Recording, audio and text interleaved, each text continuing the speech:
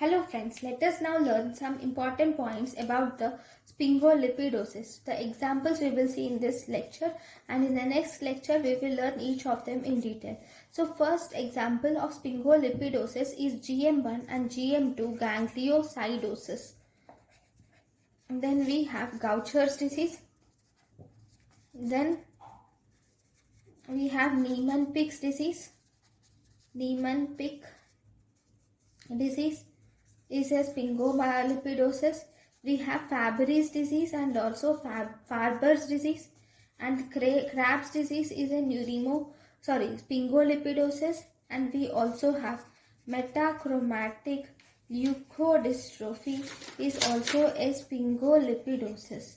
The most common feature or consistent feature in this sphingolipidosis is presence of enlarged liver and spleen without any neurological disorder.